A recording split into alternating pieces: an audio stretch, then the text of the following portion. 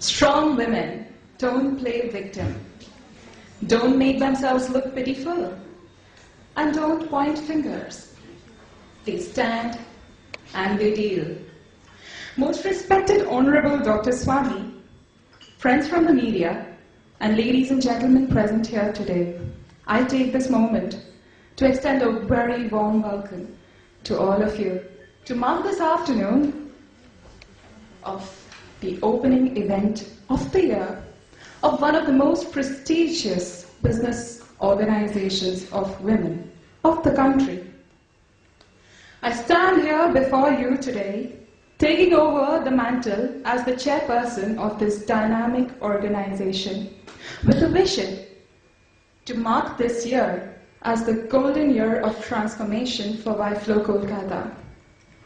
I acknowledge the efforts of every chairperson of the past who has contributed to its growth. Our theme for the year is Think, Believe and Achieve. Think the unthinkable. Believe in your own honest efforts and achieve the unimaginable. Bringing out the true empowerment in every woman. When I speak about empowerment, I do not mean the kind of empowerment that is being advertised and advocated by movie starlets on YouTube these days. It definitely does not mean that we should wear shorter clothes or break some rules. Empowerment is not about that. To me, empowerment is awakening of a deep sense of self-belief in every woman.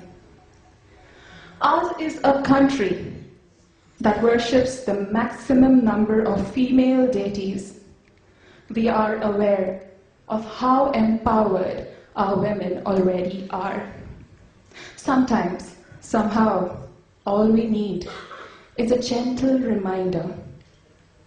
On this note, I would like to offer my deepest regard and sincere thanks to the veteran himself, Dr. Subramanian Swamy.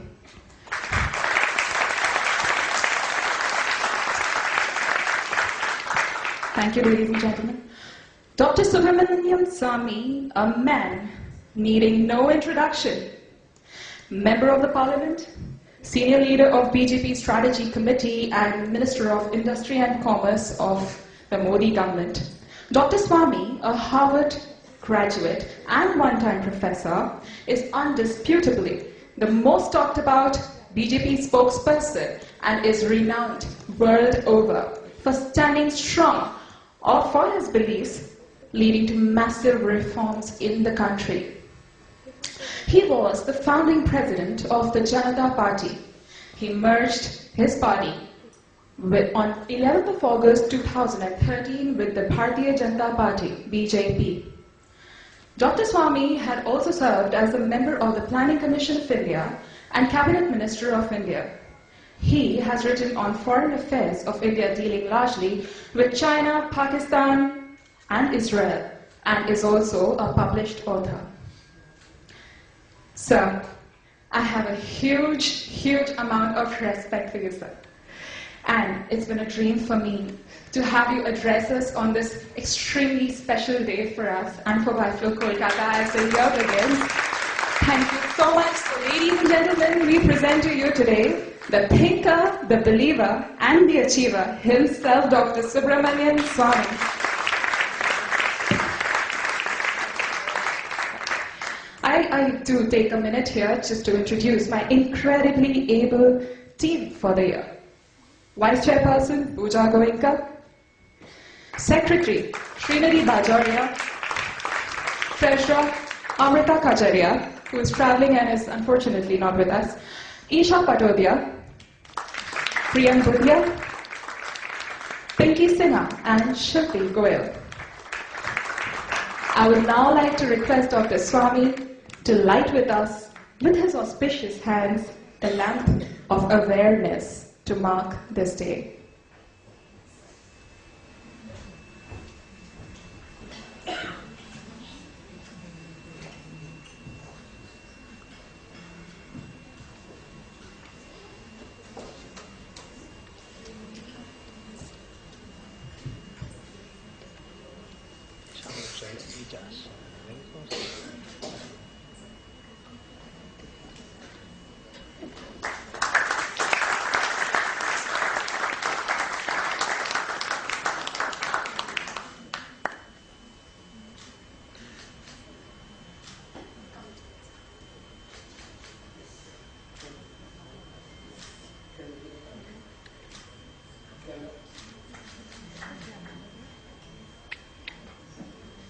এটা বসে পড়ো সামনে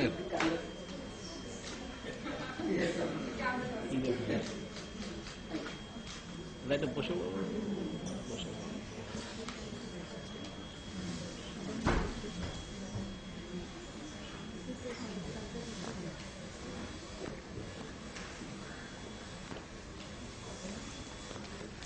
May I request Ms. Renuka Shah, our past president, to present this flower bouquet to Dr. Swamy and to honor him.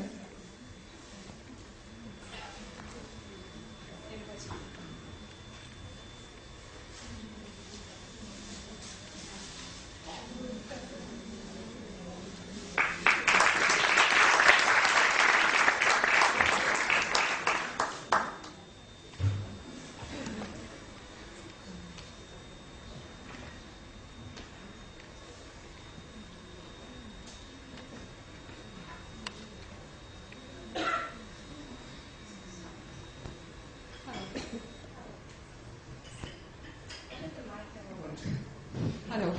Okay.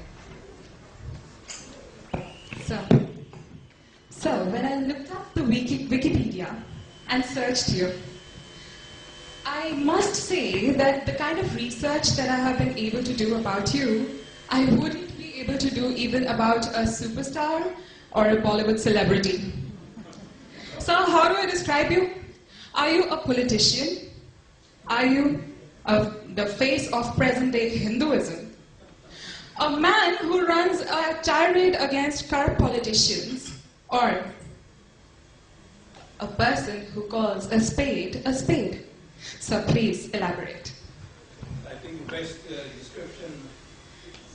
best description me would be Virat Hindustani. So we'll go ahead. We'll go. Larger than life. Absolutely, sir. Yes, sir.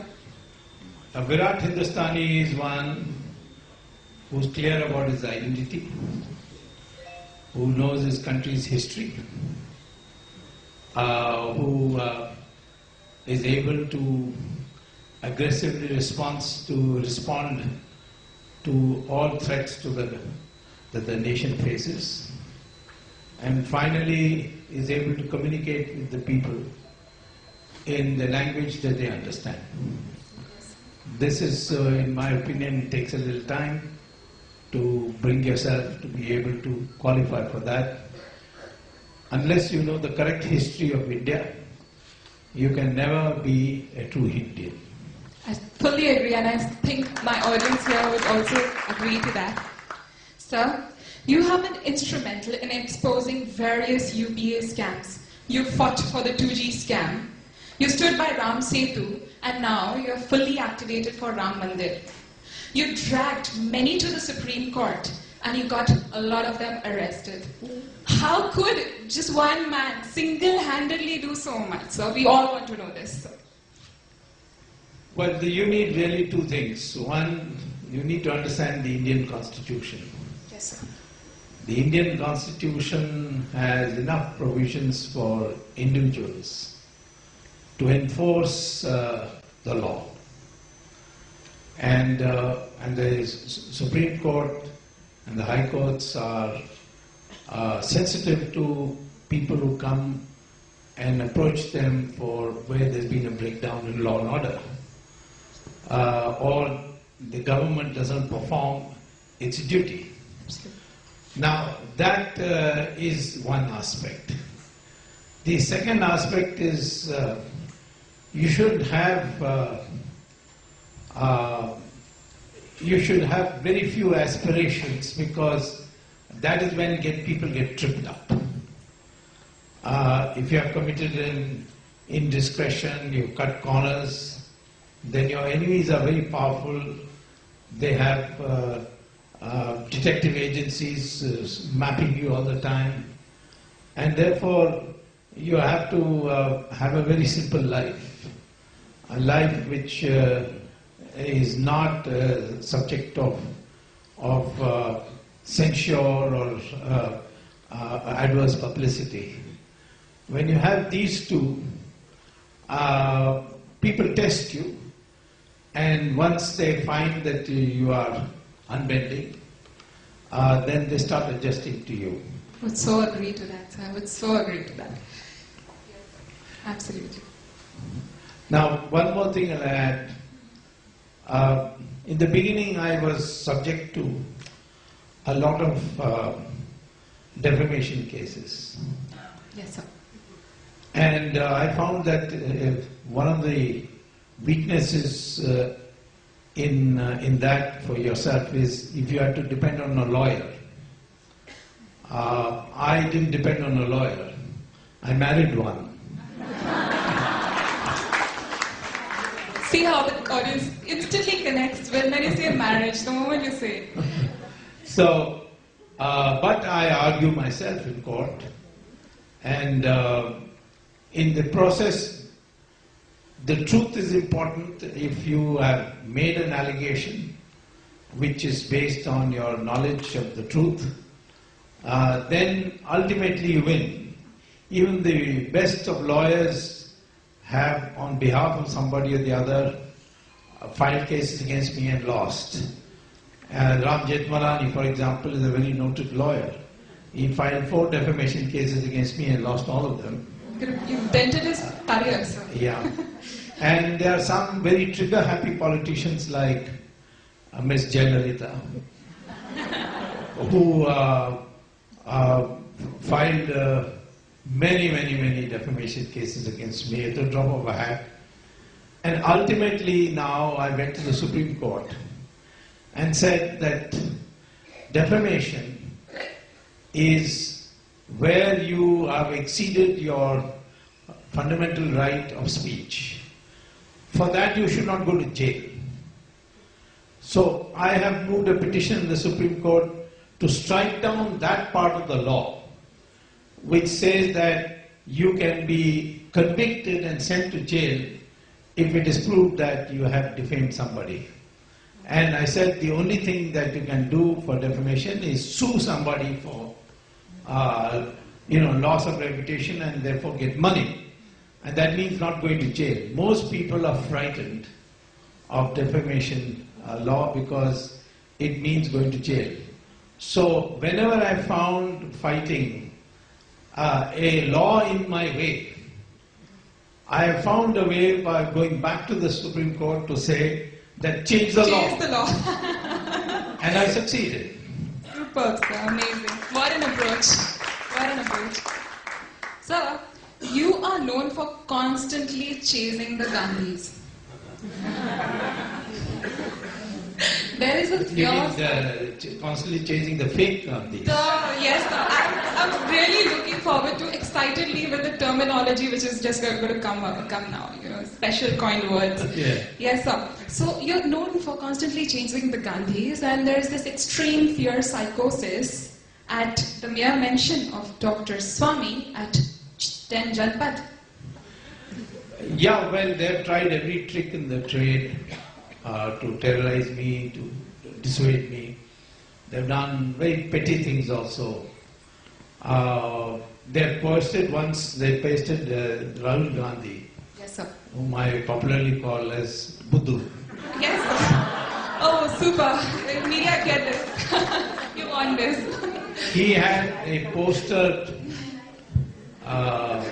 pasted over all railway stations in the country and all bus stands, stating that if I wanted, if somebody wants employment for 2 years at the rate of 30,000 rupees, then they should telephone such and such number. The net result is I was flooded with telephone calls because the country has so much unemployment. So that was one harassment. Then one day I got a call from my friend Manmohan Singh, who was Prime Minister, saying, "What's the matter with you?" I said, "What happened?" He said, I thought you were happily married to your wife, and now I've just received an invitation card to the reception of your wedding."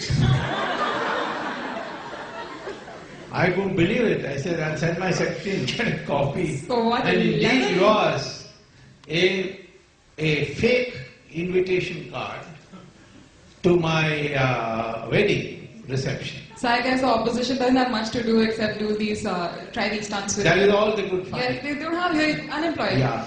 Yes, Now sir. the problem with the Gandhis, as you call them, or some people call it the Gandhi.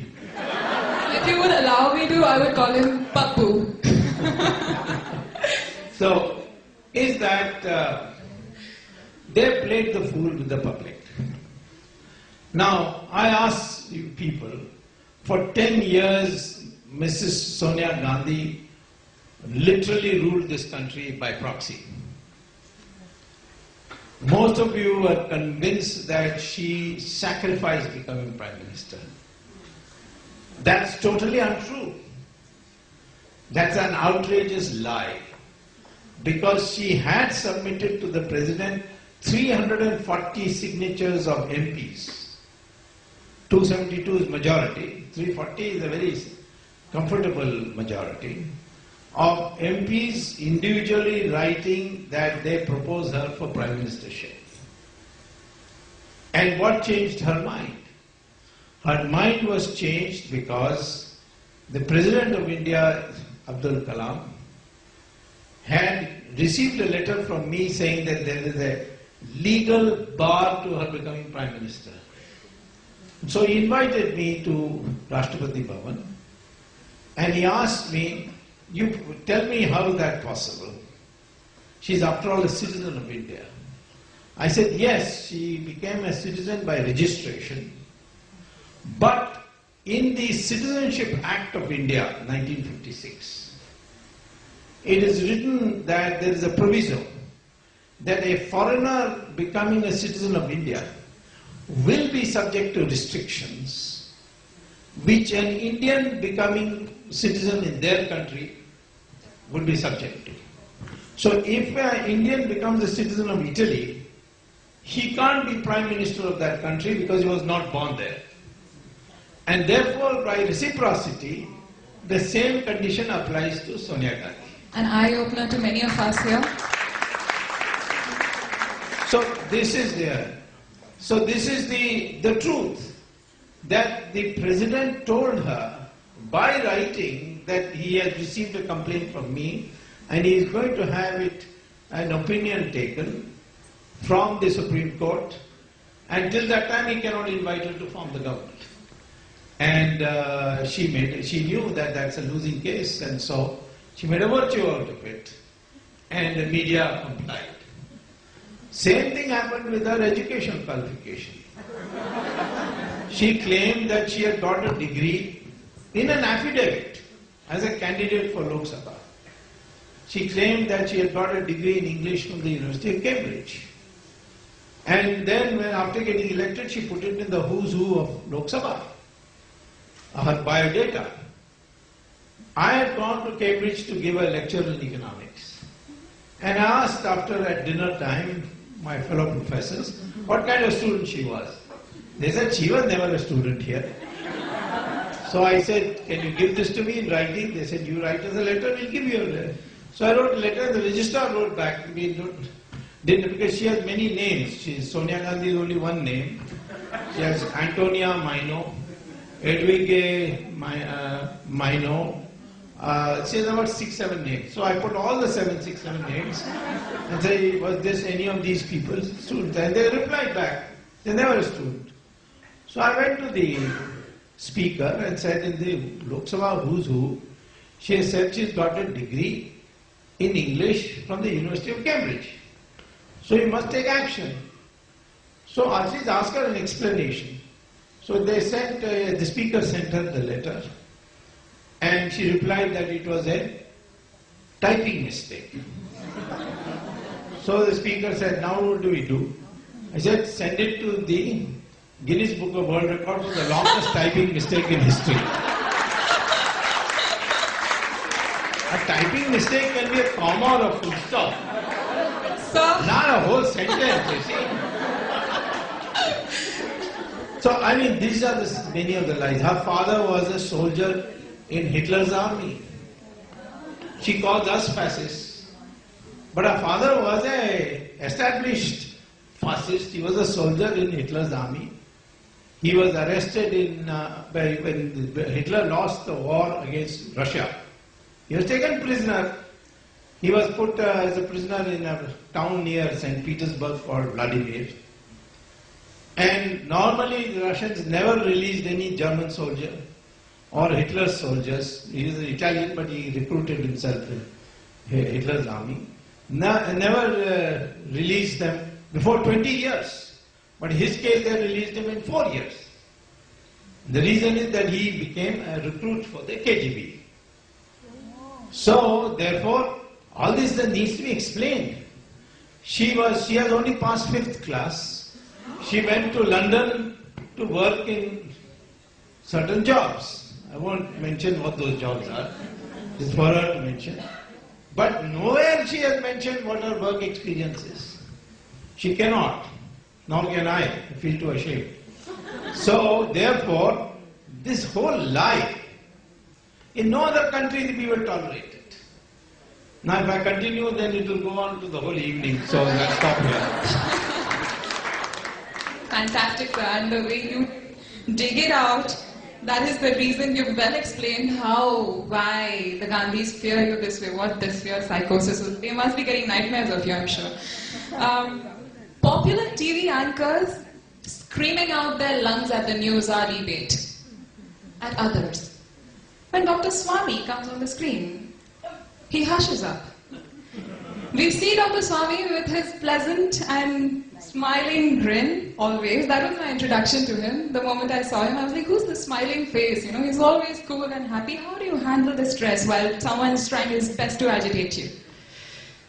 Well, see, I've been a professor, and when I get a dumb student, I have to suffer it. All these anchors, they are keen to become, raise what they call as TRPs, and one of the ways is to provoke the other side to do something foolish. So, therefore, I come mentally prepared that no matter what they say, I will not be provoked. I'll keep smiling.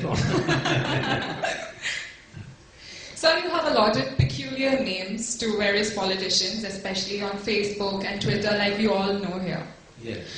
And I heard the other day from somebody that if anybody makes the mistake of saying one word against Dr. Swamy on Twitter, there's a full army of 14 lakh young people supporting you and against that one voice. So how do you create this euphoria? Euphoria, and how?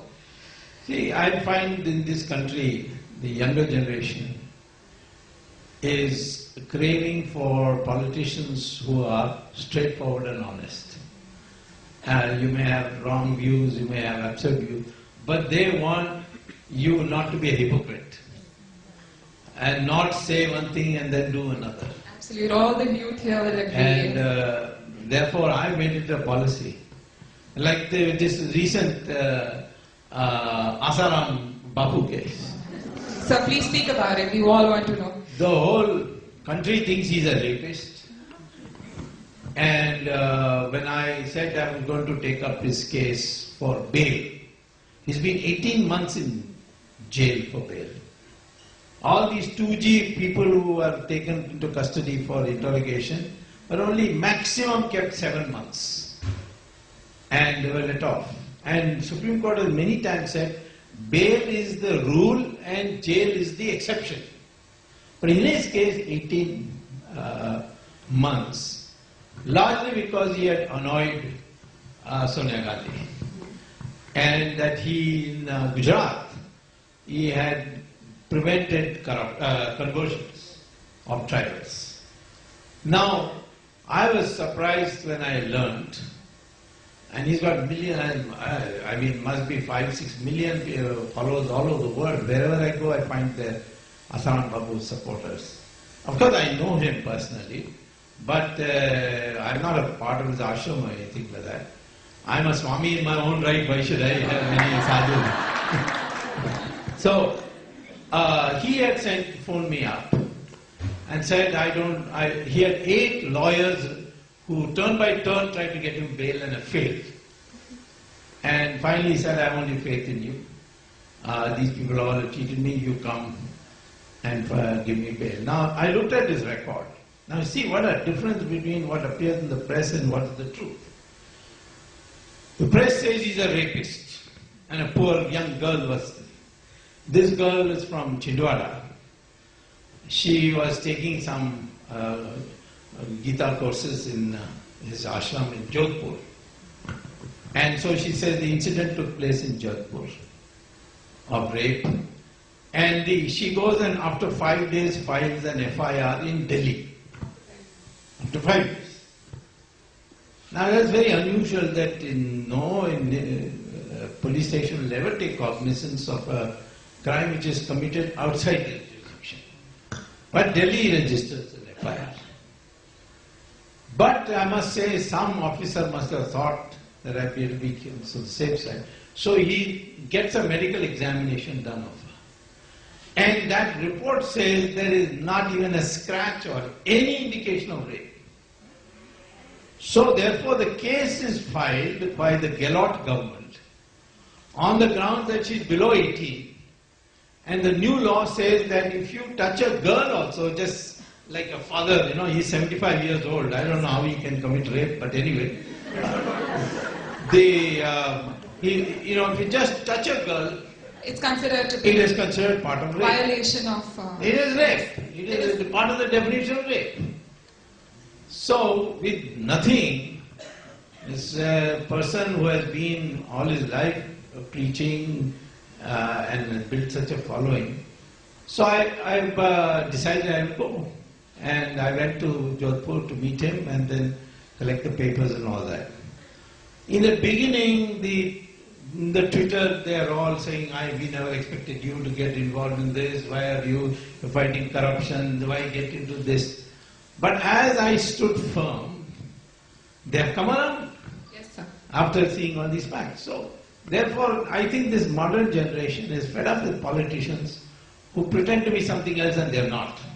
Particularly if you pretend to be a sadhu and you are a sinner. Exactly. Then they don't like it at all. In my case, I say, I take it as, like it is, tell it as that it is, be blunt, be rude if necessary, but don't tell lies. Absolutely. And that is what has attracted the young people to it. Absolutely. I think Dr. Swamy has redefined the word politician, and a lot of politicians have a lot to learn from him. When I hear the word politician, the first thing that comes to my mind is corrupt. But you, sir, you have started a new league in yourself, sir. And I really hope you can clone yourself in various parts of the world to make this place a wonderful place to live in, sir. Really do hope so. We need more of you.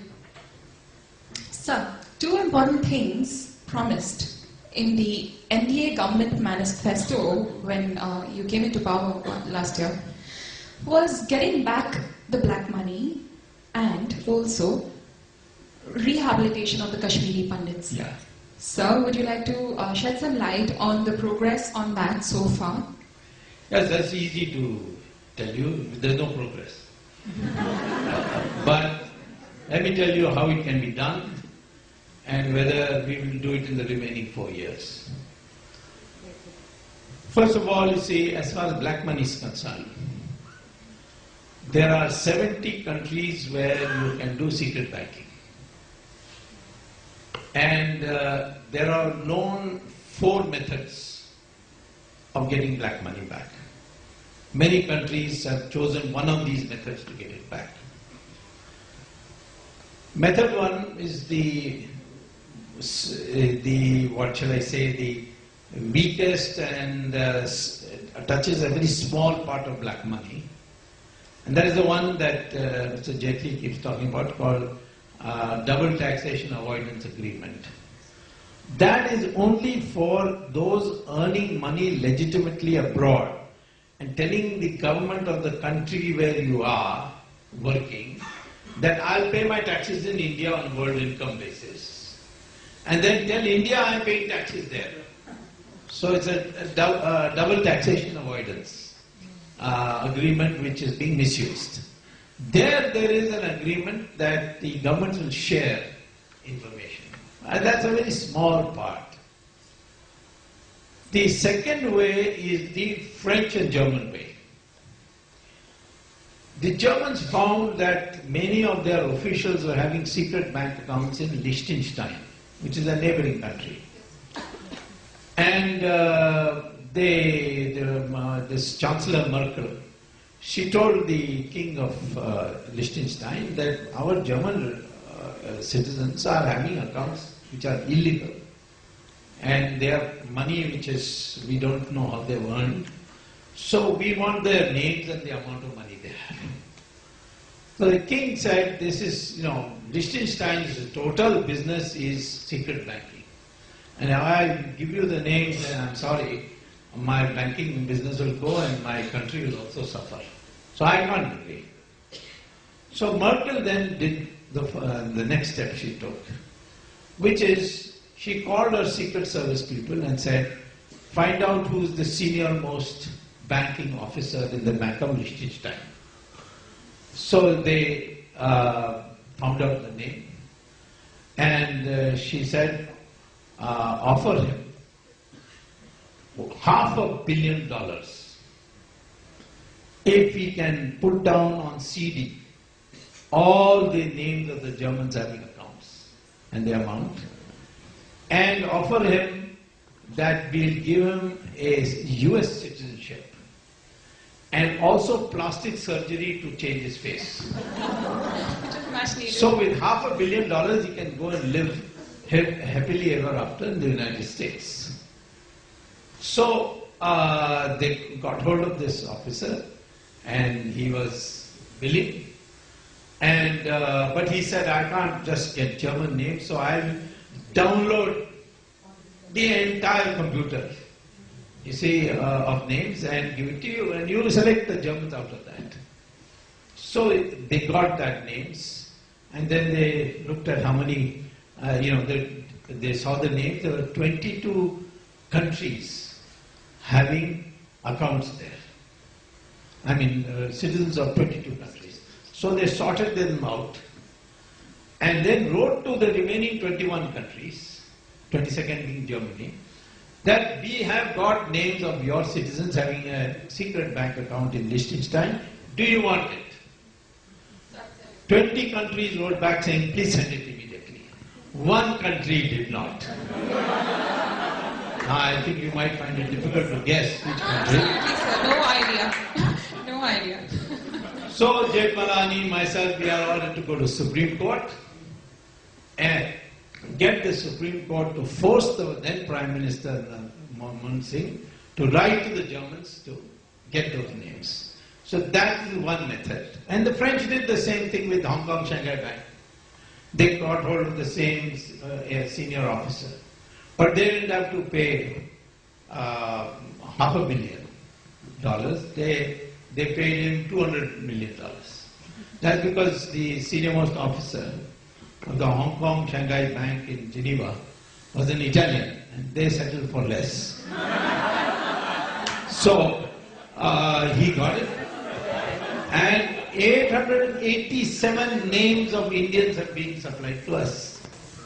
Now, Mr. Jaitley is sitting on it. Italy. So he is sitting on it. Now it's not been permanent. On the 12th, the Supreme Court has asked me to argue. So this is second method. Third method, which I like the best, is the American method.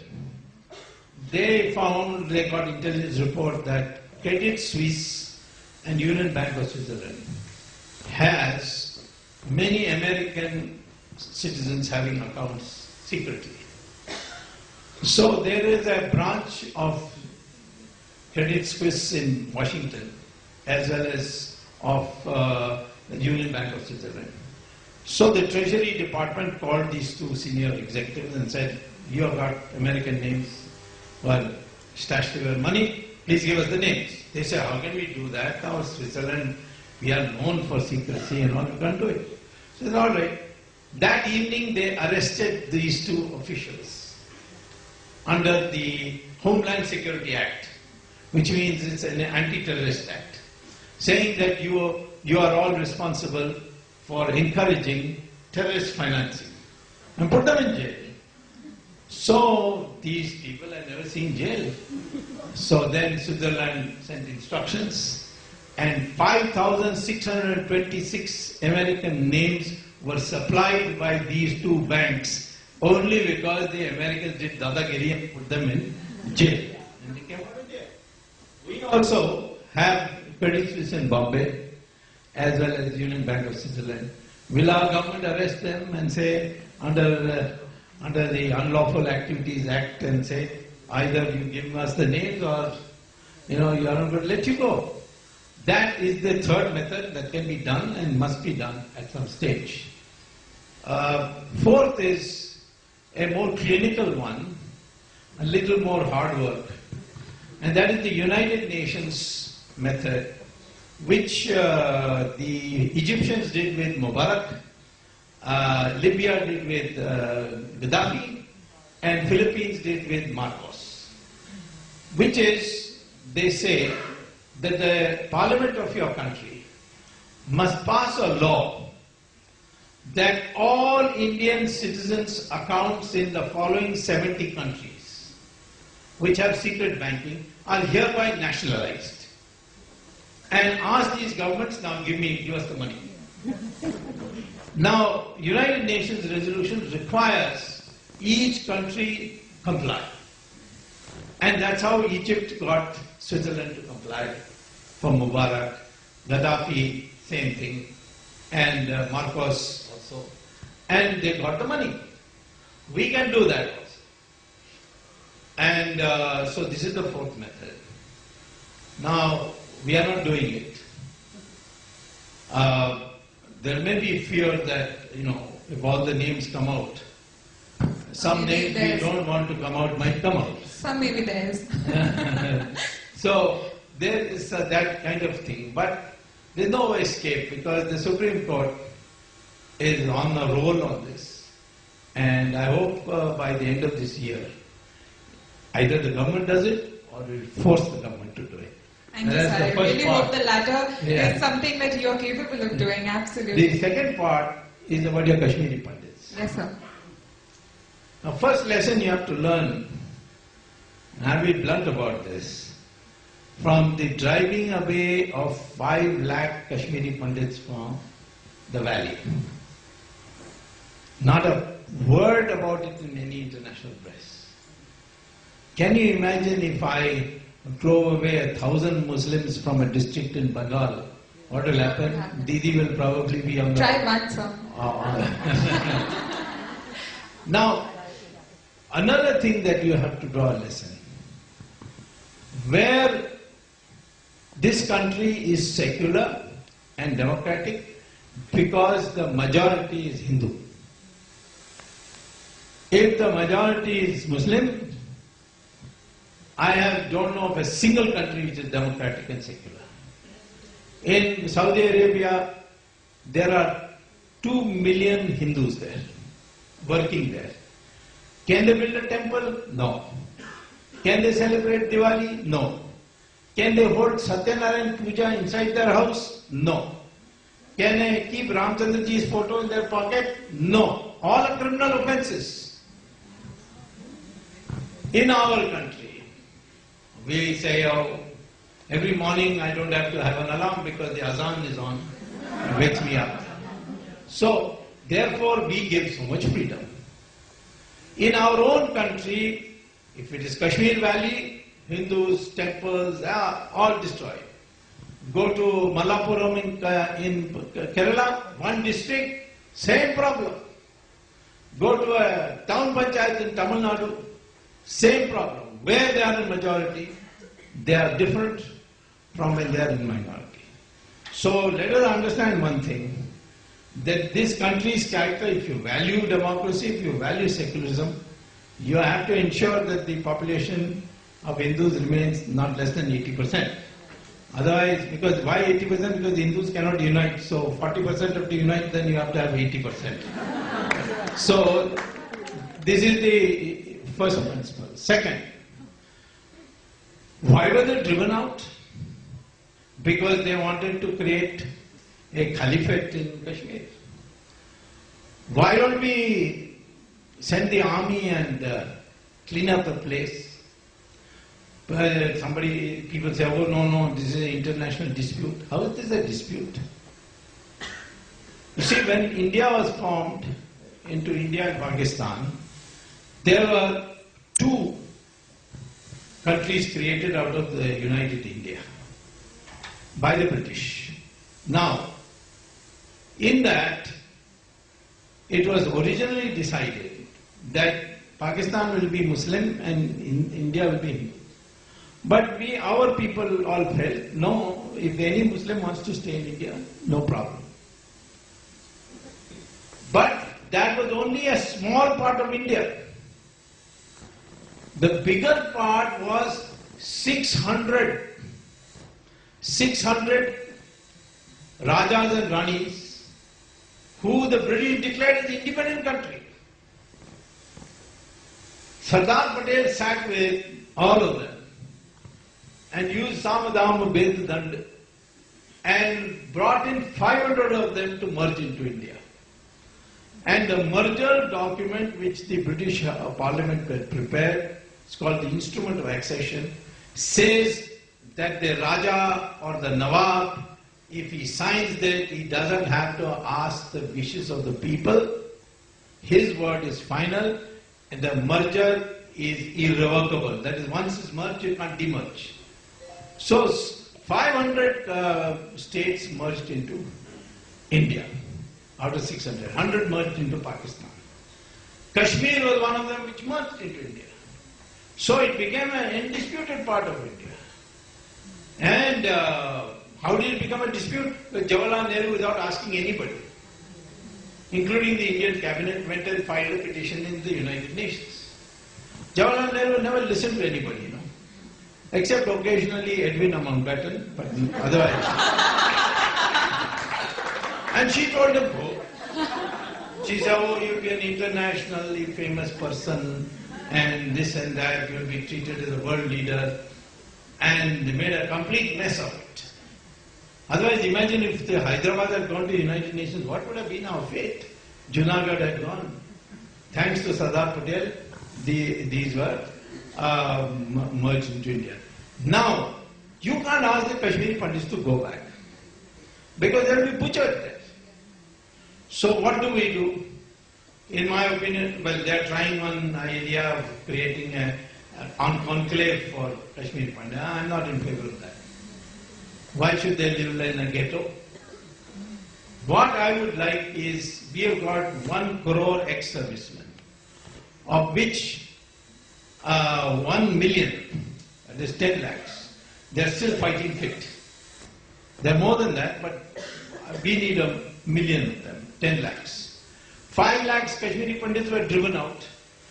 We send 1 million ex-servicemen into Kashmir and say, occupy all the houses of the Kashmiri Pandits, which they have abandoned and come back, restore order, give them weapons, give them money, and then ask the Kashmiri Pandits to come. Because then they'll be looked after this crowd.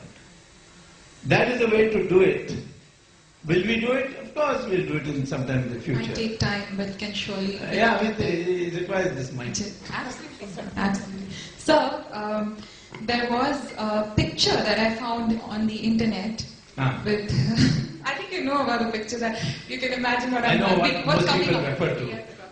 So, sir, you were disguised as a Sardar. Yes. And that picture was clicked, I think, during the time of emergency. Yes.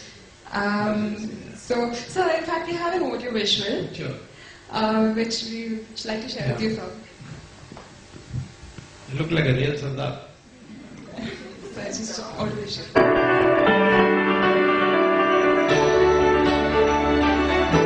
The theme of the year.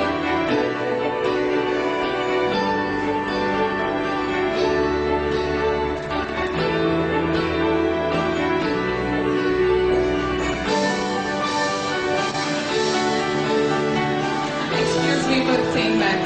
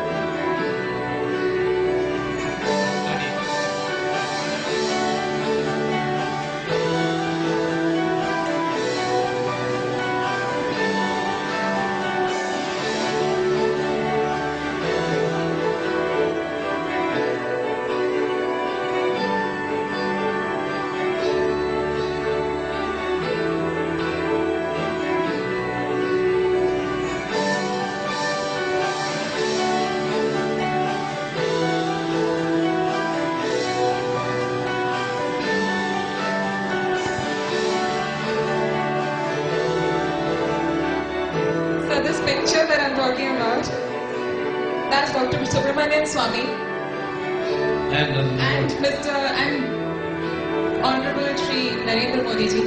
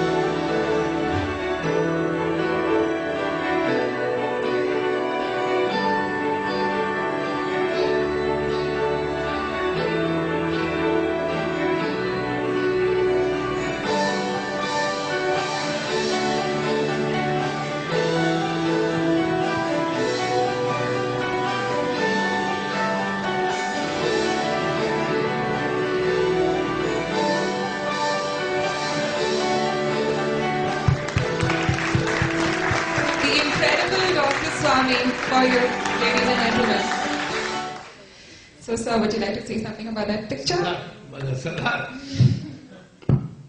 The other day, one of the Akali Dal Sikhs told me that तुम तो असली सरदार हो और मनमोहन सिंह असली मद्रासी है.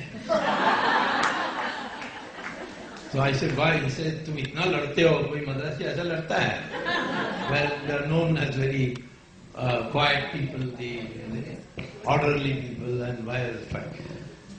I became a Sardar because, see, at that time I had to disguise myself to see that I wasn't caught, and I had to move around the country, so it became necessary. And of course I didn't know Punjabi, so I had a little difficulty. One day I was going on a scooter and the Sardarji scooter driver tells me, Sajja ya khabba. That means left or right. I didn't know that. So I kept telling him Siddha Siddha. So after some time he stopped the thing and said, he asked me in Hindi. That means he came to know, he thought there was a fake. He said, kya baat hai? So I told him, I don't know Punjabi because I am a Canadian Sardar. The biggest mistake of my life, because he said, acha, he took me to a restaurant, then he wanted a visa to Canada. I had to humor him and took his religiously the address, and I said, I'll send you a telex. Those days only telex was there. Now, there were a lot of experiences. Becoming a Sardar, came to know a lot of the way the society deals with it. Once I was traveling by train, and next to me was a mother, Tamil mother and a small son. So she was telling him in Tamil that be careful, they are Sardar, very dangerous people. So don't sleep and fall on his thing because they can do anything. Now I could restrain my laughter. And they were only wondering why I would be laughing. So, I mean, you get to see the world in a different way. But then I got a message from Jayaprakash Narayan to go abroad. Now, I could not do many of the other things in disguise. For instance, many people think I went to Parliament and made the speech and disappeared by being a Sardar. If I had been gone as a Sardar, I would have been stopped at the gate. Because our watch and ward staff in Parliament is trained to prevent those who are not members of Parliament. So, therefore, I had to go dressed the way I normally go, dressed, and work on the principle that I understood the system by then. For example, all members of Parliament, the police never had the warrant in their hand. It was always in the police station. So there's always a lag between. So if the police have no knowledge of your coming, then they are totally unprepared for you, and you can do many things. For instance, I went abroad through Colombo. I went to Chennai. From Chennai, it's easy to get to Colombo. And from Colombo, I went to America. And then I addressed so many meetings. Mrs. Gandhi was getting very angry with me and put my photo in every airport and so on. So I at one stage felt that I should come to India, because I go on campaigning and saying the same thing in America. People say this guy is just enjoying life. So I had to do something to show that there is a struggle going on.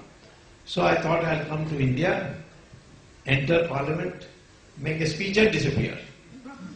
Now, how can you do that? Because by then my name, Mrs. Gandhi had declared me proclaimed offender. She had told Interpol, and so the Interpol red collar notice was out on my name. And there was a reward also on my head. So in that situation, how can I come to India? Everybody thought it was crazy. But what I did is I found that when a plane from abroad landed in India, the passenger manifest would be given to the customs. And they would, in consultation, police and IB, find out who is to be seen. Now, I couldn't travel in a false passport as a member of Parliament, and it looked very bad if I get caught with a false passport. So I had to travel in my own name. So I came up with this idea. Those days the planes used to go hopping. So from America it goes from New York to London, London to Rome, Rome to Ankara, Ankara to Karachi, Karachi to Delhi, Delhi to Bangkok, like that. These were those days they were the Pan American Airlines, so I had caught that flight. And so I bought a ticket to Bangkok. And when I landed in Delhi, my name would not be there in the passenger list, manifest, because I am a passenger to Bangkok. So I got off. I didn't carry any luggage or anything. I got off, and we were all taken to those days you would be taken to the transit lounge. So we are taken to the transit lounge. From the transit lounge, I walked outside, the reverse direction. Most people come after clearing the immigration, they come to transit lounge. I went opposite direction. No idea. As a policeman, also 3 a.m. in the morning, sleeping. When he saw me, I took out my Parliament pass and showed him. He did the salute. So I walked out, took a taxi, went to a hotel. Those days there was no terrorism, and also there was hardly any checking, you see. So I got a room, and then I called my wife. And I had pre-made Sardaji Pagdis. So I was surprising to you, many people, police afterwards, after the emergency, couldn't even believe these things.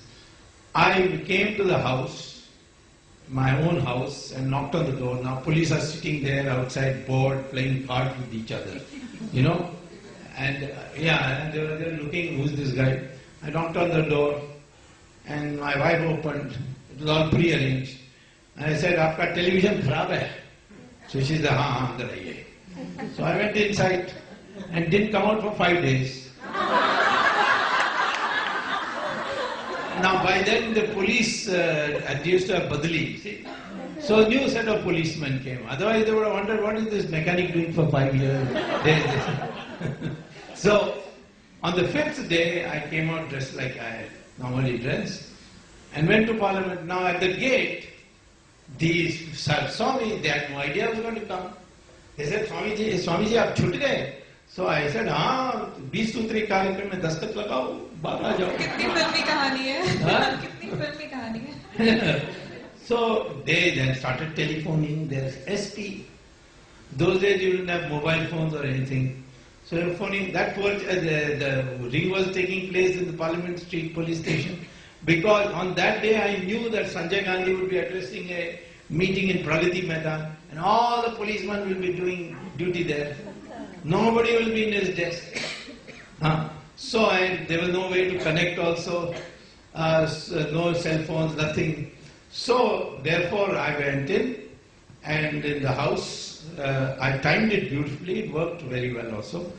It was the first day of session, and the first day of session, at 11 o'clock when the house meets, the first thing it does is it reads out the obituary list of all those who have died, intercession. So the speaker was reading all the names, and by the time I reached there, it was the last name. So after that, they will say 2 minutes silence, everybody stand up. So I went in and I said, sir, on a point of order, during the intercession period, democracy has also died and you are not included in the list. Well said, sir. So the speaker said, this is not a point of order. Now meantime, all these Congress ministers, big heroes, Om Mehta, Bansi Lal, Brahmanand Reddy, all watching, what is this fellow up to?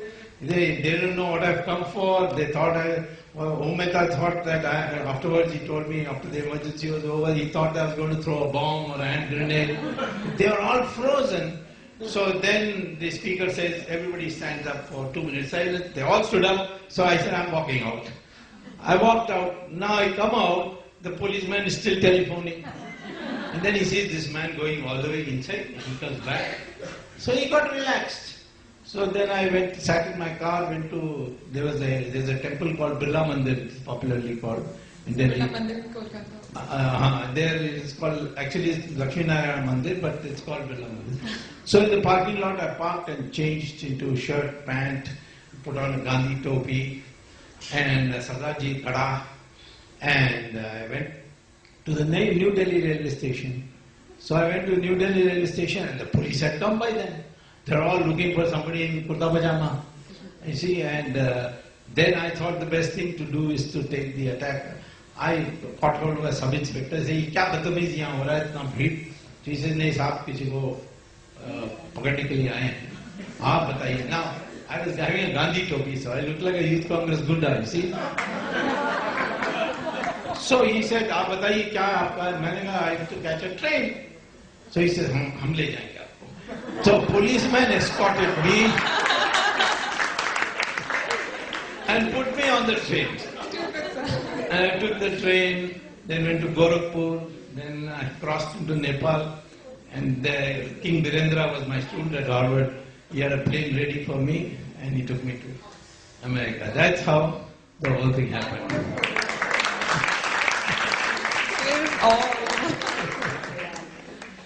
Such a masala session here, going on. So I would say that you're a powerhouse of energy. You're always on the move.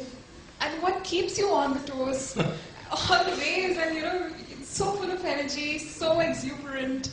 So what's the secret? Tell us the secret. Well, some of it you won't like.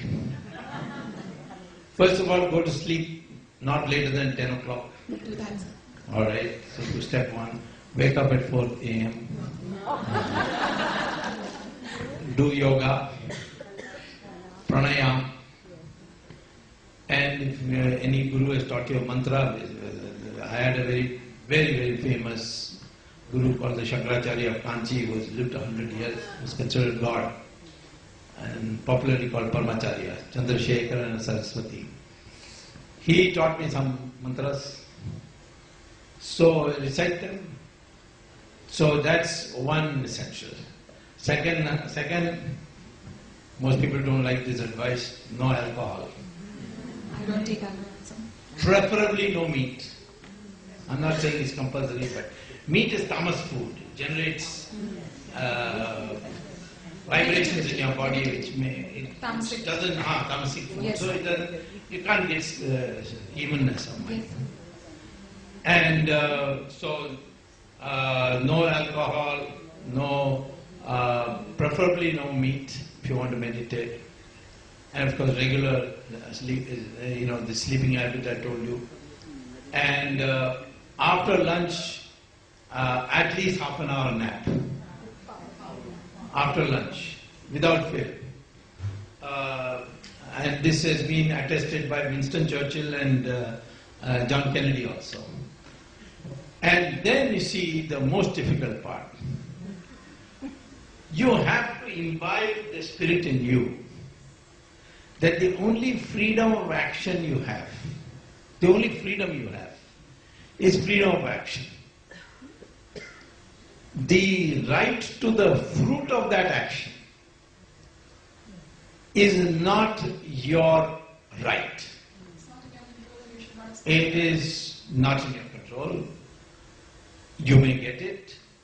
You may get it in a different form.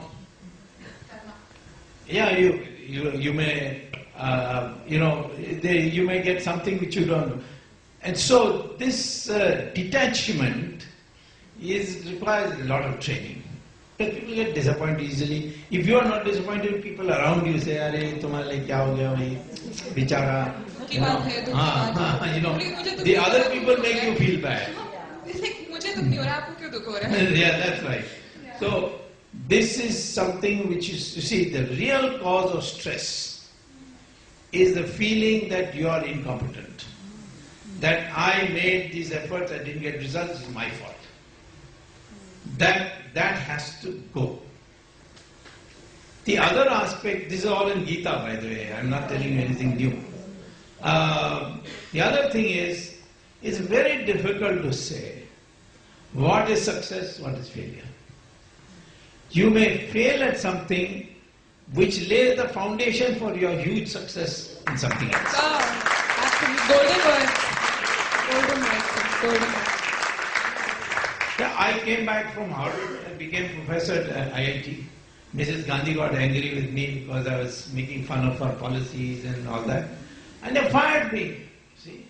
And I became a professor at IIT at a young age of 28, which is nobody becomes a full professor at 28. But I was already a professor at Harvard, so they had to give me that. But they fired me one day. Now, Mrs. Gandhi and the communists ensured I don't get a job anywhere in India. They wanted me to leave the country and go away.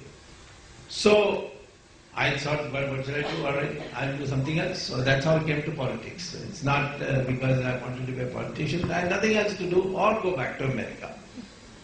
Now, soon after 2-3 years, Janata comes to power.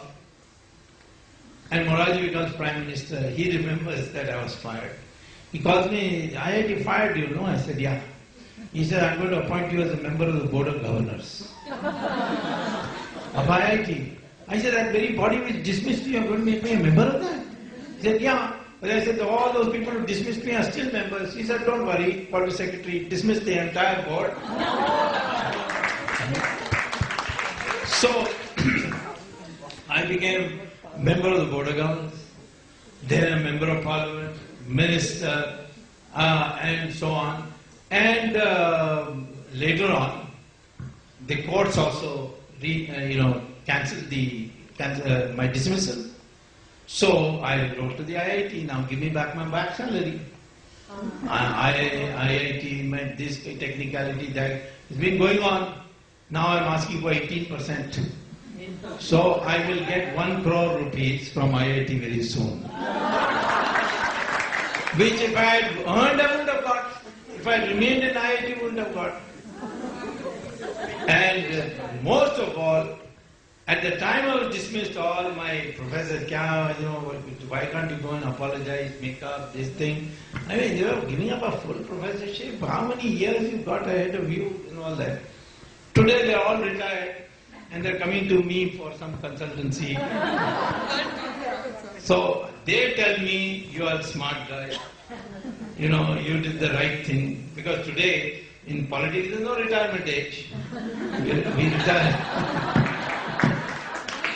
So therefore I am telling you, you can never tell what is success, what is failure. In every success is embedded a failure, in every failure is embedded a stress, and therefore you take it as it comes. And if you can do that, there's no stress. Words from the And veteran. if you have no stress in your body, in your mind, you cannot get old very fast. And if you're young at heart, and which we can all sense and feel here how young Dr. Swamy is in his heart, with a smile you can, it just comes through how young he is at heart. Please be that way always, sir. Sir, you have been fundamental in propagating Hinduism and moral values and Hinduism values for a very long time. You're known for that. And we see today, nowadays the youth is highly influenced by the Western culture, not in a very positive way though. What would your message to them be? Well, you see, I don't blame the youth because this has been a long 200-year process to alienate the Indian from his past. The UNESCO had listed 46 civilizations in the world. 45 have disappeared. Greece, Egyptian, Roman, all that. Mesopotamia, Babylon. But Hindu religion, Hindu civilization is the only one which is still continuing. This is not my boast, it is the UNESCO's analysis. Now, I am not anti any other religion. I am not saying that, in fact, we have a tremendous tradition of allowing all religions to prosper. The Zoroastrians came running from Persia. We gave them place to stay. We built a fire temple. There were only 5 conditions imposed by the Dwarka Shankaracharya. He said, you must not speak Persian, you must speak Gujarati, which the Parsis do. You must not eat the cow, which the Parsis do. You must not bear arms, they don't bear arms. And then they said that in the marriage you must recite 4 shlokas of Sanskrit, which they do in their Parsi marriages. So there were certain conditions and the Parsis are following it.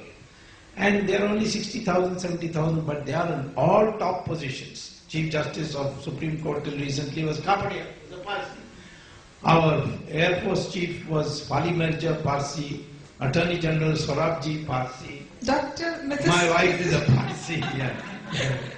So, therefore, we looked after them. The Jews persecuted everywhere in the world. Only place they were received, their synagogues were built by the Hindus.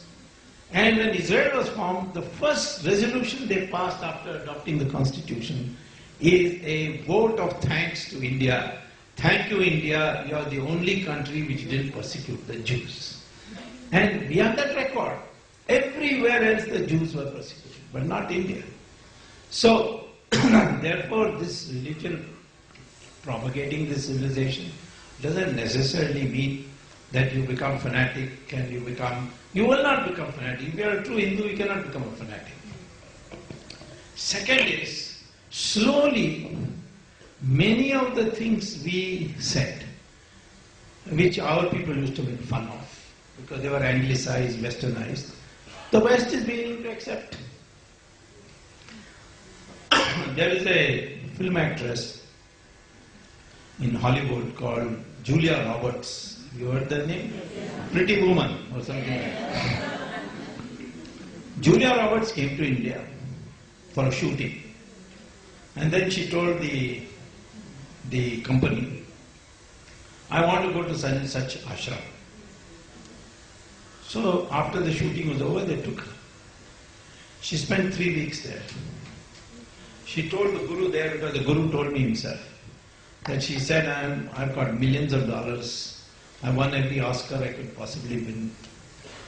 I have a good family, but I'm not happy. What is it in my thing that I am not happy? So the guru said, I can't teach you like this. You'll have to stay here for 2-3 weeks. So she said 3 weeks. And then after that she went back to Hollywood. She called a press conference with her husband present, children present. She said, for the first time I've understood how to be happy. And therefore I am from today with my husband and 2 children becoming Hindu. She declared that That is our culture, that is our heritage. yeah. Now recently there was a controversy that you'll have yoga without Om. Now if you go back to you go to Google and you type Om and NASA. The sun. Yeah. Astronauts, satellites, all have discovered that the sun emits a sound which is Om. And NASA itself says this is what the ancient rishis of India had. Why don't I hear it? Because it is lower than 20 megahertz frequency. Anything below 20 cannot be audible. Anything above 20,000? Dogs can hear it, I think. Yes, dogs can hear it. So I had researched on this before when I was pregnant, and when I had my baby, I named her such that her name in itself had Om pronounced as Soumya. So Om is there as part of the... When I say Soumya, even no matter how angry I might be at her, I immediately cool down. So I do not remember the last time I must have got angry at her, because it doesn't happen. I say Soumya, I cool down. So there you are. The rishis heard it because of meditation. They have trained themselves to hear low frequency sounds. Second, you type in Google Sanskrit and NASA, and what will you get? That 20 years research NASA did on which is the language in which computer should store knowledge. Because you see, we are born, we acquire knowledge, then we die, and with that the knowledge dies. So it was decided to have a project that after your retirement you sit before a computer and tell all the new things you have learned, so that you can make a volume of knowledge. But somebody will speak in French, somebody will speak in English, etc. So which language do you translate it into? They said English is not possible because there the computer will get confused between PUT put and BUT but, you see. So they wanted to perhaps create a new language. But finally they said, no need for a new language. There is one perfect language for the computer, and that is called Sanskrit, and they made Sanskrit compulsory for anyone studying artificial intelligence in the United States. See? Most computer-friendly language. The most computer. Yeah, most computer-friendly. So, yoga, so many things are now being accepted, which is their part of us. But we have got this inferior. So, therefore, I say another thing, when I was a student, I went to get a PhD from Harvard first, before I became a professor there. And I had this American classmate sitting next to me, and he said, I want to ask you one question, don't mind it. I said, what question? He said, why did you Indians follow Mahatma Gandhi? I said, a funny question, I mean, what's wrong with it? He said, the man is not properly dressed, how can you follow such a man? I mean, he just wears a langoti, see? So I said, why, what's wrong with that? Supposing Mahatma Gandhi wants to become a leader in America, what will you do? He said, you put him in jail for indecent exposure.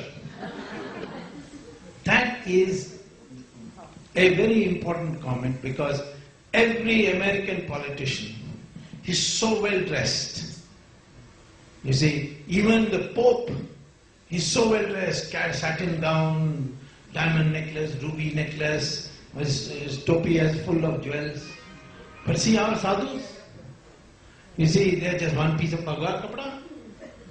And Mahatma Gandhi, just the langoti, the whole country is going crazy after him. So, what does it show? It shows that in our society, we never considered material prosperity as an index of your success. It's not looked down upon, but it is not the highest is knowledge and sacrifice. In no other country, losers are celebrated as heroes as in India. Rana Pratap, loser. But hero, Rani Jhansi, Subhash Chandra Bose. I mean, you can name large. Of course, we celebrated the winners also like Shivaji or Vijayanagaram Empire. But this country has always valued certain things. And in that process, we have formulated the Sanatana Dharma to mean material growth with spiritual advancement. So the two have to be, harmonized.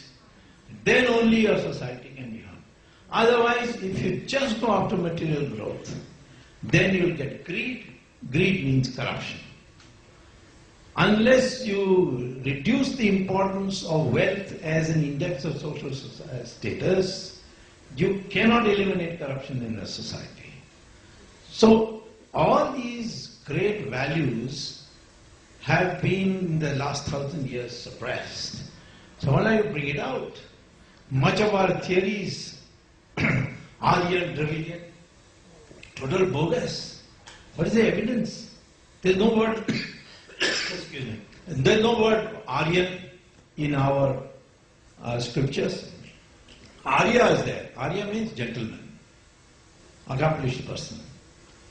The word Dravidian was coined by Adi Shankara to mean where the three coastlines meet, or the three seas meet. Dravid became Dravid. The British created that Aryans. They came from Europe through Khyber Pass, and Dravidians were ruling. They would beat them up and drove them south. And they created a movement called Dravidian movement. And this stupid fellow of Karnataka, he used to celebrate Ravan Leela. He says, he's our Dravida god. Rama is Aryan. Then I had to tell him that Ravan was actually born near Delhi, in a place in Noida called Basrak Gaon. And his wife Mandodari is from Meerut. Ravan went to Mansarovar. There he did tapas. And Shiva Bhagwan gave him a boon. And with that boon, he said, where is the most prosperous part of this country? And he found Sri Lanka. Kuber had made it a beautiful place. So he went and conquered it. And Karunanidhi, he was all the time living what the British taught him. Finally, he's now given up Ravan Leela. But he's still abusive of Rama. He is. One day I spoke in Supreme Court about Ram Setu, and I said, Ram Setu. He said, huh? Swami says, Ram Setu. Ram was engineer. Which engineering college did he go? Next day he fell ill. And he was to be taken to hospital. And the hospital's name was Ramchandra Medical Hospital. Jai Shri Ram. At this, let's say Jai Shri Ram. Anyway, I told him, I hope please check up that Rama is MBBS, otherwise he might be in trouble. So I'm saying, all this garbage which has been fed into our brain, making us ashamed of ourselves, which was the British objective, they achieved it. But they are gone now. So now I want a renaissance. All this caste differences, Varna was never birth-based. Lord Krishna says so in Gita. Otherwise, how Vishwamitra can become a rishi of rishis? His father and mother were Kshatriyas. Valmiki, by the way, was a scheduled caste. And he wrote the Ramayana. Vedavyasa's mother was a fisherwoman. Kalidasa was a Vanavasi, he was cutting wood in the forest. All these people became rishis. How? It's not got to do with birth. It's got to do with decentralization of power. And therefore, if you followed the discipline of a Brahmin, you become a Brahmin. Pursue knowledge, give up wealth, give up land, give up property, just live a simple life. Then you will be worshipped, you will be the highest. Even the Rajas have to salute you. That was the system which was original there. Now it's all forgotten, it's all degenerated, it's become birth. And I therefore say, forget this altogether, it's not rescuable. So just say, for Hindus, they should say, I am Hindu and nothing else. And rise above it. If you want to get married and you want to look at caste, I don't mind, but that also is no good because genetics says the more cross-breeding, the better. But anyway, that's a personal choice, I won't get into it. But to unite this society and to realize the glory of this heritage you have, that is the reason why I propagate. Now in that process, other questions come up where things become a little hot, like the Ram temple. No, you see, I'll get to say something about Ram temple. Everything is there, I'm eating your words, sir. You see, I hope you don't have indigestion. No? There is a difference between a temple and a mosque, between a temple and a church. Please don't use them in the same level. Temple is constructed after 41 days of fasting, and a puja is conducted called Prana Pratishtha Puja. As a process, we believe that God enters the murti and he becomes the owner of the temple. After that, I can be a trustee of a temple, but I can't be the owner. Now, what is a masjid? Masjid is a place to read namaz. Is there God there? Ask any Saudi Arabian scholar. He said, no, not at all. So in Saudi Arabia, they demolished masjids. Why? To build a road, build an apartment. If there was a masjid in the Kolkata airport runway, Didi will come and say, no, you can't touch it. But there they will demolish it. Because they say it is a prayer hall. And you can put it, shift it. So masjid is not the same status as a temple. Church, same thing. It's a prayer hall. And if you take the cross out of it, then it becomes just a building. In the United States, Vishwa Parishad buys churches all the time and converts them into temple. No one objects there. Because the number of people going for Sunday Mass is going down very fast in America. So they are not able to maintain it. In Britain, the most famous church is now being converted into a bar. All this is available, yes. All this is available in your search engines of the Google. Just type church as a bar and you will get it. So, when I say build a Ram temple, it is because it was originally there. How do I know it's originally there? Allahabad High Court set up a commission inquiry, they did satellite mapping, then they did lasers, they used lasers, then they dug the ground and found there was a temple. So there was a temple. Now we are saying to the Muslim community, we will build a new Babri Masjid for you across the Saryu river. So, I mean, there's nothing against it. The Saudi Arabians themselves told me, we'll give you a letter if you like, to say this can be done, as long as it's done legally, not that mob should go and break it. But it should be done by the government. So, Ram temple is something that has to be built, because it was there before. In 1991, when I was a law minister at that time, I got a call from the High Commissioner saying that there is a beautiful Nataraj statue which is being auctioned and we must bring it back to India. So I sat with my lawyers, the Solicitor General and all, and we came up with this idea that we'll go to the House of Lords and argue that this Nataraj statue was taken from a temple which was under lock and key, because it was in disuse. But a temple is always a temple. Whether there is puja or not, it is a temple. So the murti belongs there.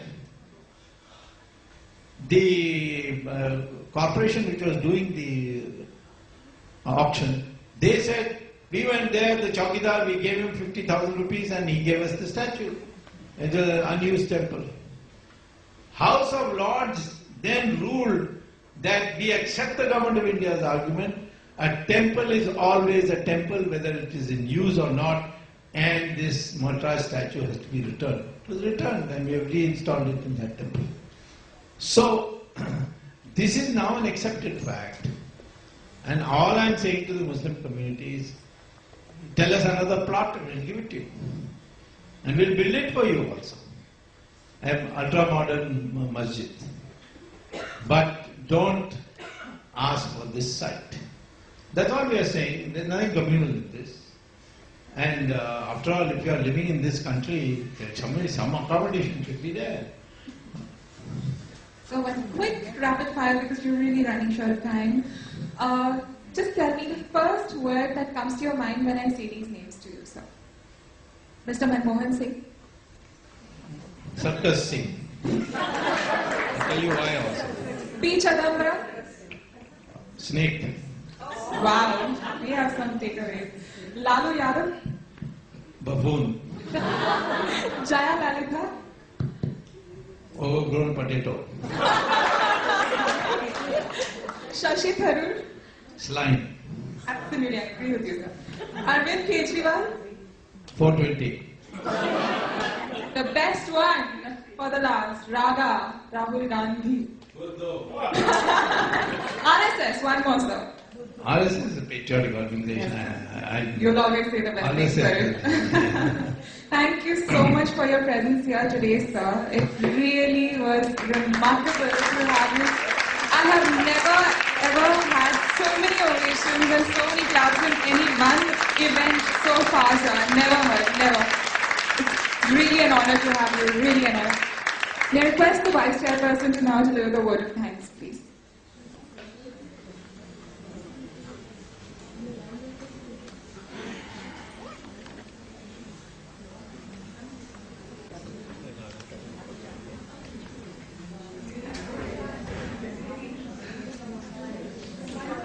Because we are really short on time, okay, since there is a request. We do just the first two questions that come up for Q&A. I'll take that one. Yes. Introduce yourself, please. I'm Ritu Shashi Bhargav, Millennium Mams.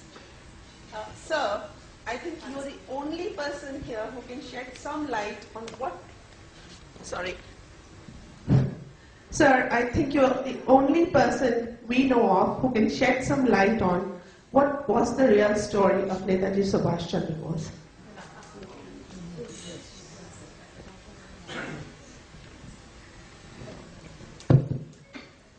I, in 1991, was asked by the then Prime Minister, Mr. Chandrasekhar, to determine whether we should accept the Japanese request to transfer the ashes which are being kept in Renkoji Temple in Tokyo, alleged to be that of Subhash Chandra Bose. And at that time I called for files. All the files were not shown to me, but some were. And on that basis I concluded that we should not accept these ashes because there is a controversy about it. Now since then I have slowly reconstructed based on inputs from America. America is important because Taiwan was in the grip of the Americans at the time, just after Subhash Bose's alleged plane crash. So I came up with this verified facts. Fact number one, Subhash Bose caught a flight with all his INA people, about 15-20 of them, and boarded a flight to Saigon from Singapore. Landed in Saigon. In Saigon, the Japanese told him, and this is now around 15-16th August 1945. Hiroshima, Nagasaki was devastated on 8th and 9th of August. Japan had surrendered. 6th August, my mom's birthday, so I remember. So the Japanese had surrendered. Hitler had already committed suicide. The Allies were victorious. And he landed in Saigon, and the Japanese, who were still sympathetic for Subhash Bose, they said, we have been able to find only one plane to take you to Tokyo. And then you have to decide your future, because the Americans will take control of Tokyo in another 7 days by mutual agreement. So that fighter jet, it was a fighter plane, excuse me, had only 2 seats available for Subhash Bose. One for himself, another for Habibur Rahman. The others were all told to meet their fate as they deemed fit, and were left behind. The plane had come from Philippines to go to Manchuria. That was the original plan of that plane. Subhash Bose was to be dropped off in Tokyo. Now, this up to here, it is established fact. The question then became, what happened? The story then came that Subhash Bose, when plane landed in Taiwan, Taipei, and when it took off, it crashed. I mean, after refueling, it took off, it crashed. And Subhash Bose's body was charred, and he is dead. Ironically, Habibur Rahman's body, there wasn't even a scratch. And he was found later in Tokyo. Now, how this to reconcile? Then the Americans were asked only in 2003, never before, was there a crash in Taiwan, in Taipei? They said no, we have no records of any crash. Were there dead, burnt, charred bodies in the hospital there, the army hospital there? They said no. We have no such record. There was none of this kind. So, there is no evidence. Why did Shah Nawaz Khan go and ask this question in Taipei? Because Shah Nawaz Khan took the stand, we don't recognize Taiwan, therefore I didn't go. It's a stupid argument, you see. But he didn't go. New commission came up in 1970, Khosla Commission. Why didn't they do? Well, Khosla Commission did go to Taiwan, but they didn't go to the area of the crash. Just did some sightseeing, maybe bought some electronics and came back. So, no one has gone. Now, the Kolkata High Court had directed the NDA government to set up, Vajpayee's government to set up a commission inquiry, and one was set up under Justice Mukherjee. He took the trouble of asking the Americans. The Americans given it in writing. No crash. No charred bodies. So that theory is totally discredited.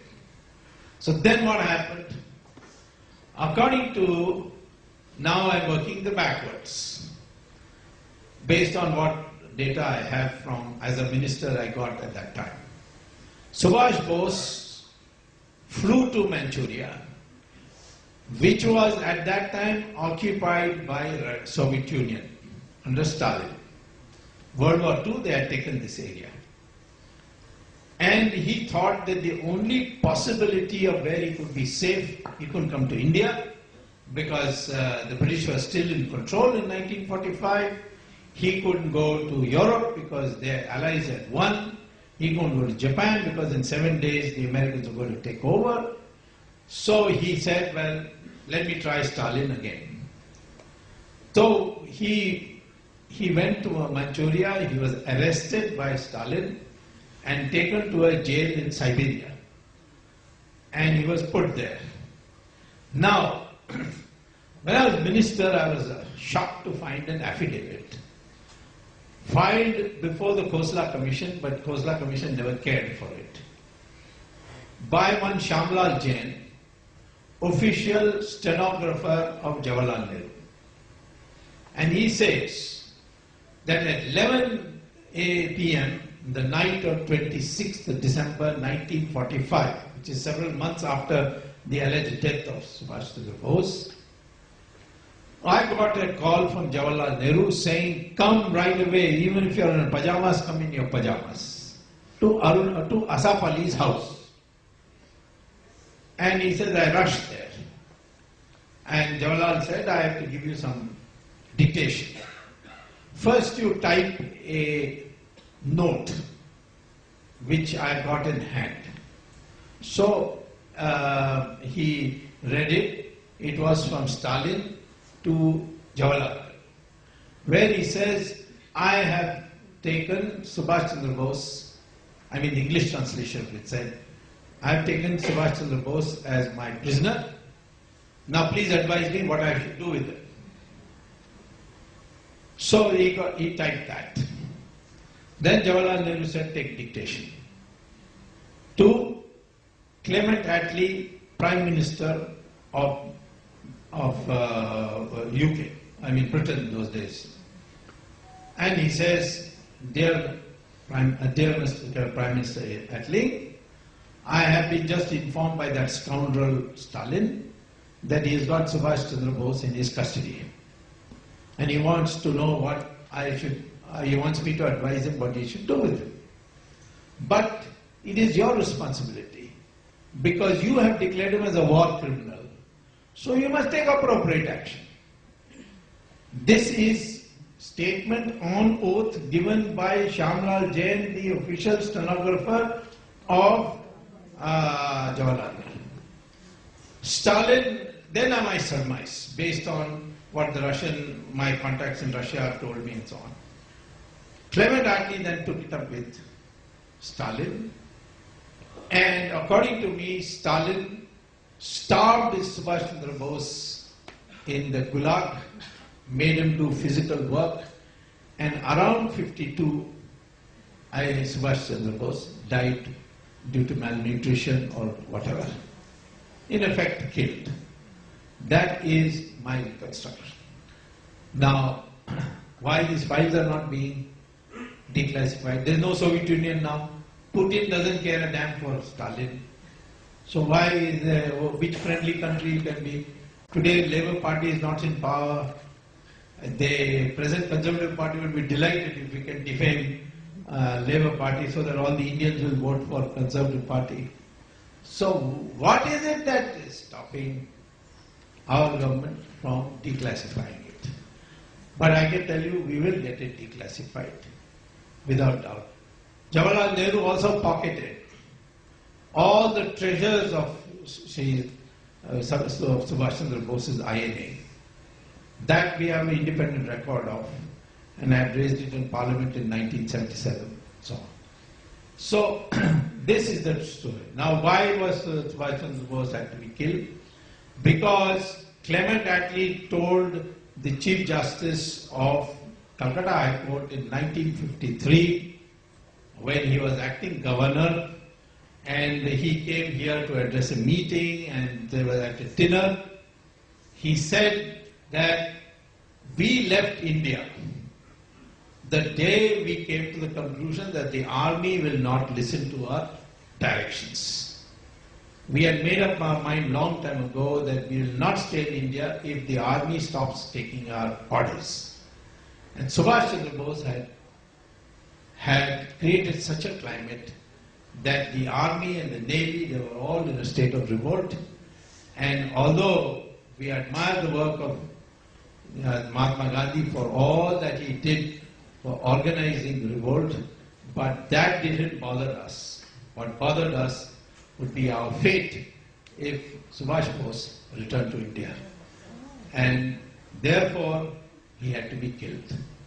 So that was the way, and don't worry, this is either the government releases it, or soon I will go to court to get it released.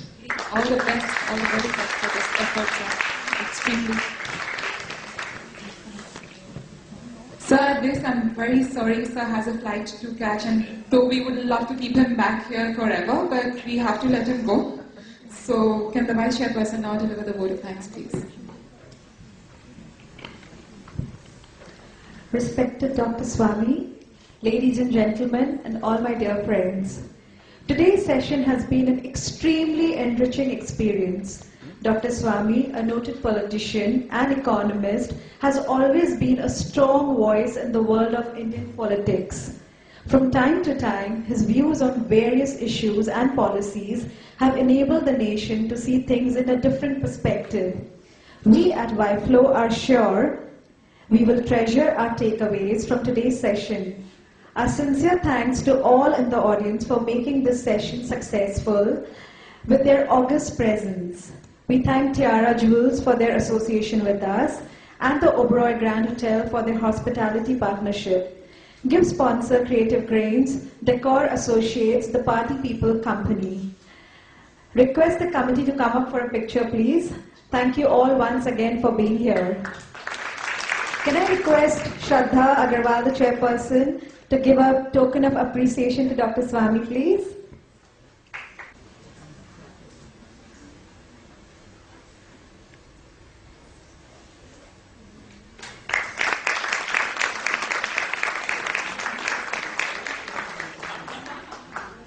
BJP symbol.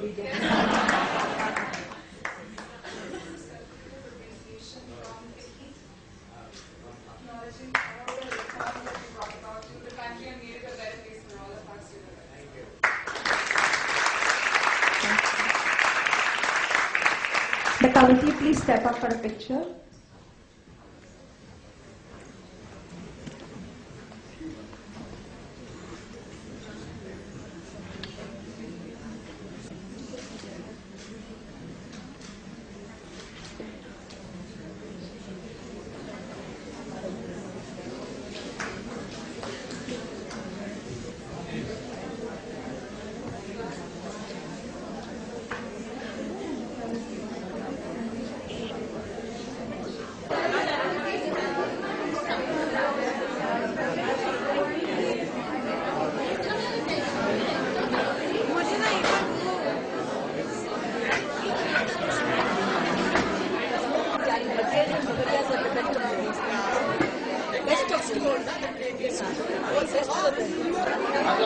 Pick up